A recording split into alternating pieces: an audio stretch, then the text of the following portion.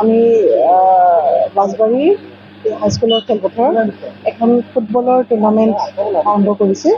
ইয়াতে এই ফুটবলৰ টুৰ্ণামেণ্টখন সমগ্ৰ ইয়াতে 3দিনীয়া কাৰ্যসূচীৰে লৈছে। আমাৰ অসম ফুটবল এছ'চিয়েশ্যনৰ তৰফৰ পৰা তেখেতলোকে সমগ্ৰ অসমতে আয়োজন কৰিছে এই টুৰ্ণামেণ্ট।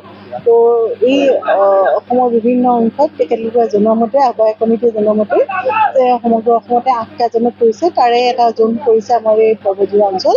ইয়াতে তেখেতলোকে আয়োজন কৰিছে আজিৰ পৰা আৰম্ভ কৰি আৰু 3দিনীয়াকৈ কাৰ্যসূচীৰে এই ফুটবল খেলৰ আয়োজন কৰিছে।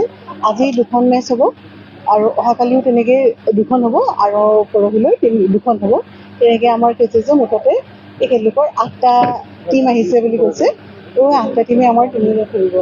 আমি সকলো খেলুৱৈ তথা ক্ৰীড়াপ্ৰেমী ৰাইজক আমাৰ পৰা এইটোৱেই জনাব বিচাৰিছোঁ যে এনেকুৱা ধৰণৰ প্ৰতিযোগিতামূলক খেল ধেমালিৰ যোগেদি তেখেতলোকৰ বিজয়ী হোৱাৰ উদ্দেশ্যৰ লগতে তেখেতলোকে যাতে যিটো খেল ধেমালিৰ যোগেদি তেওঁলোকৰ যিটো শৃংখলাবদ্ধভাৱে শিকাৰ যিটো আছে, নিয়মানুৱৰ্তিতা, শৃংখলাবদ্ধতা বা একাগ্ৰতা, এইখিনি যাতে গুণো তেওঁলোকে আয়ত্ব কৰিব পাৰে। সেইখিনি এজন উঠি অহা যুৱকৰ বা এজন উঠি অহা ব্যক্তিৰ যিখিনি চাৰিত্ৰিক গঠনত তেওঁলোকক বহুতখিনি উৎসাহ যোগাব, লগতে শাৰীৰিক ব্যায়ামো হ'ব। আৰু তাৰ লগতে এই অঞ্চলৰ যিকোনো ভিতৰুৱা অঞ্চলৰ পৰা উঠি অহা ল'ৰা ছোৱালীবিলাকৰ যিটো প্ৰতিভা আছে, খেলৰ প্ৰতি যিটো আগ্ৰহ আছে, ফুটবল খেলৰ প্ৰতি যিটো প্ৰতিভা আছে, তেওঁলোকৰ এই প্ৰতিভা বিকাশৰ কাৰণেও তেওঁলোকে এটা স্কোপ পাব।